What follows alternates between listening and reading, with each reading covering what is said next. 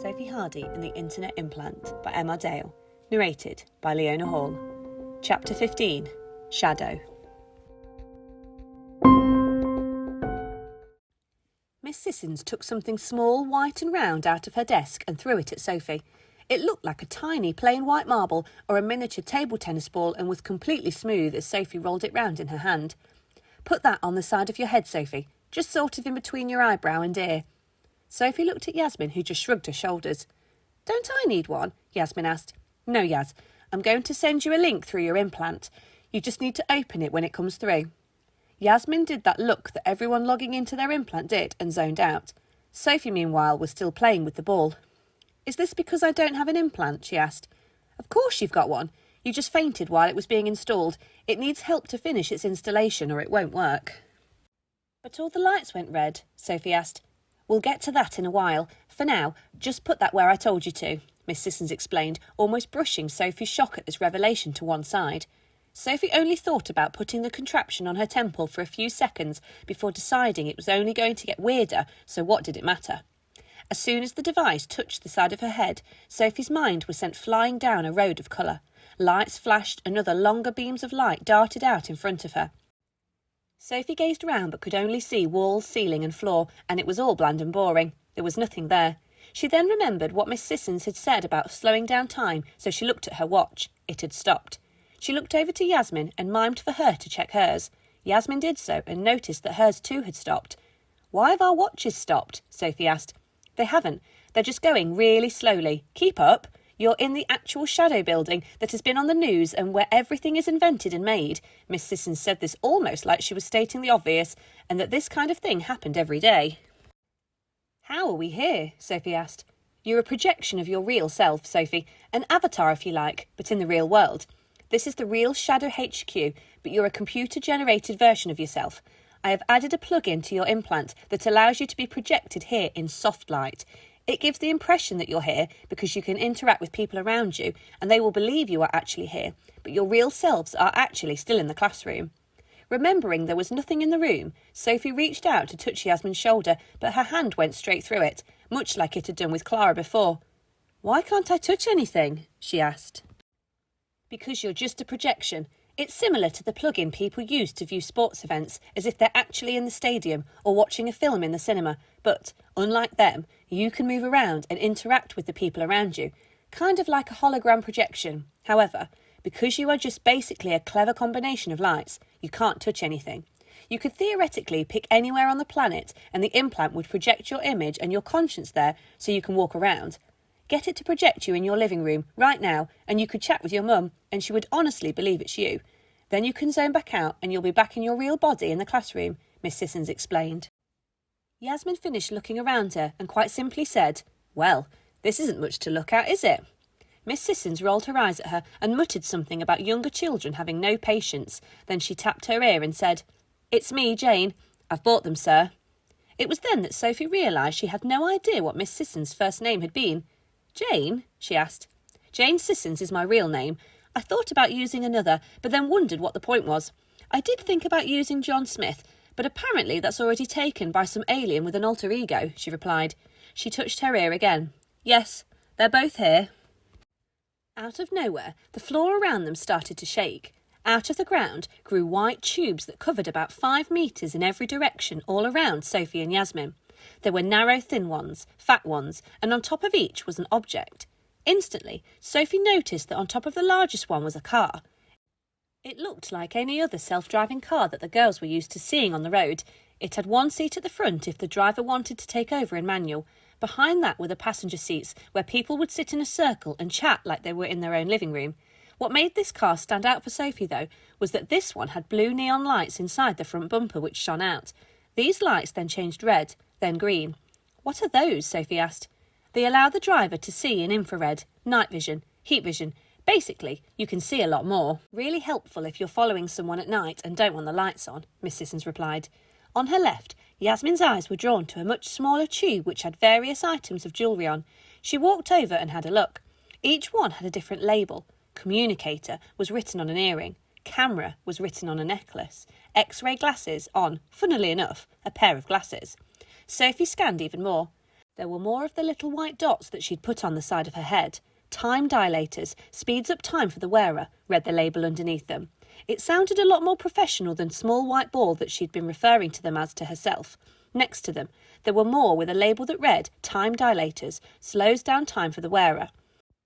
On the next tube, the time dilator was missing. Sophie figured that was the one she was wearing. Before they could look around any more, a voice calmly and mysteriously said from the other end of the warehouse, "You've got them." Coming towards them was an old-looking man with a shiny head. He had long pointy fingers and a menacing grin. Sophie recognised him immediately. It was Alton King. "Were you expecting us?" Sophie asked. "Of course," King replied coldly. "Ever since I gave you both your implants, I thought you would be banging down my door demanding to know why you had seen Clara, but you didn't show up until now." "You know Clara?" Yasmin asked, slightly bemused. "Yes," King said, seemingly annoyed by the inconvenience of the question. "She's worked with us for a few months now. But now we've lost her, and we aren't sure how we can bring her back. Jane says that you two are the two of the most talented young children she's ever met, so we are putting all our faith in you." King walked up to Sophie and studied her carefully. It was just as creepy as the first time they'd met on the stage. "An excellent, realistic projection, Jane. Well done. These two could trick their own parents into thinking these were their real daughters," he commented. "That's what I said," Miss Sisson said, seemingly wanting to please King. "If you could access your implant, Sophie, you should have a message there waiting from Clara," King said, sounding as close to excited as she'd seen him. Sophie looked confused. "I'm sure I don't have an implant. The implant didn't work when you did it on stage. I passed out before you could put it in." King looked at Miss Sissons. "Of course you have one." "I have told her," Miss Sisson said. "Everything that morning went almost exactly as Clara had planned," King said. "It's just we didn't act or realise quickly enough. You caused me to faint in front of billions of people, making me the most famous 10-year-old girl on earth. That was what was meant to happen." Sophie was getting cross. "No, Clara caused you to faint all in an effort to help find her. You didn't get the message the first time because she made a miscalculation which caused you to faint, and so she hacked into the whole implant mainframe in Stratus and gave you a message, which meant that every user on Earth was overloaded with information for 60 seconds and caused them all to pass out," King replied dismissively. "Clara wouldn't do that to me. It's horrible." Sophie wasn't having it and stormed off through the lines of equipment that now adorned the warehouse. Yasmin made a move to go and follow her, but Miss Sissons put her hand in front of her to get her to stop and shook her head. She then followed Sophie and caught up with her. She walked round in front of her and saw that the news of her cousin had supposedly done her harm was quite distressing. "This was all I ever wanted. I'm clever. I can use the implant for amazing things. I screamed at my dad the other day because I couldn't have one. It wasn't even his fault. Now, I apparently have one, but only because I'm needed to help get my cousin back. I wanted one, but not because I wanted to be used." Miss Sissons understood completely. "Why couldn't you just have invited me here to have an implant fitted? My mum and dad clearly knew about it because they were at school on Tuesday watching it happen." "Soph, we don't even let cleaners into this place, let alone children and their parents. Yesterday, you must have seen on the news, all those people flocking to do an interview with Mr. King. They were here partly for answers to the questions about the fainting, but also on the off chance they might get invited in. That will never happen. If word got out that we'd invited children and parents into the building, the press would be all over you anyway. You would have been famous, and the press would assume you knew what was happening.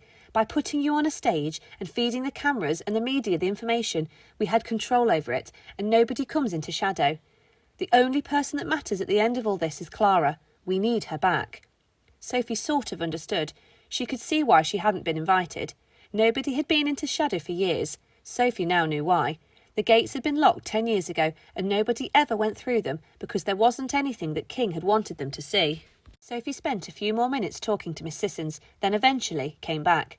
"Clara is all that matters. I'm free to go once she comes back if I want?" Sophie asked. "If that's what you want," King replied, "although I can see you doing great things. If there is one thing that Dale and I almost agree on, it's that children are very much the future of this agency." "What do I have to do?" Sophie asked, slightly more excited by the adventure they were about to go on. "Nothing. Just stand still while I activate this implant for you, seeing as you've not been able to do it yourself." King pulled something out of his pocket. It looked like a sort of magic wand with multicoloured flashing lights. He flicked a switch on it and pointed it at Sophie's avatar. This should be able to finish the installation, as I can use your projection to communicate with your implant in your classroom, King said.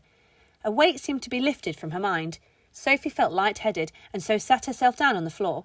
Something felt different, but good different. She shook her head to compose herself, then it occurred to her what she had to do. She looked forwards, but not at anything in particular, just at the air in front of her. Everything turned white apart from the flashing red dot, and now, next to it, the words, "You have a new message."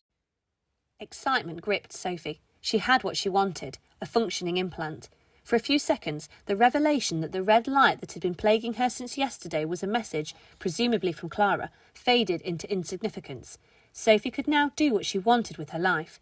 Living with next to nothing was no longer an issue to her, and, now it was working, she briefly forgot that the only reason she had one was because she was being used. She had a way to escape the difficult aspects of her life and make it better. That feeling didn't last long, though. "Sophie? Can you hear me?" Sophie realised straight away that it was King and looked through the implant display and back into reality. Yasmin, Miss Sissons and King came back into focus. "Yes, it worked. I have a message," Sophie told them. King and Miss Sissons smiled with relief. "It must be Clara with her location," King said. "Open it." "Not until you tell me exactly what's going on," Sophie replied sharply. "I've heard part of it from Miss Sissons. Now I want to hear it from you." Sophie knew she held all the power in this scenario and wasn't scared to use it. King stepped back at this. He wasn't used to being spoken to like that. Yasmin smirked behind Sophie, proud of her friend for standing up to King and not just caving in and doing exactly what he said. King then looked at Miss Sissons, who just shrugged as if to tell him that he didn't have a choice and that Sophie wouldn't budge until she knew exactly what was happening and how they had got here.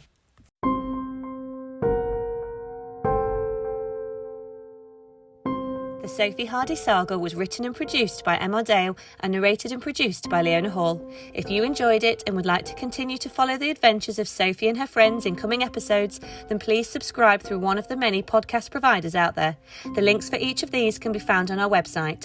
If you require more information, visit our many social media channels, or if you would like to purchase a hard copy of the book, then be sure to check out www.sophiehardysaga.com.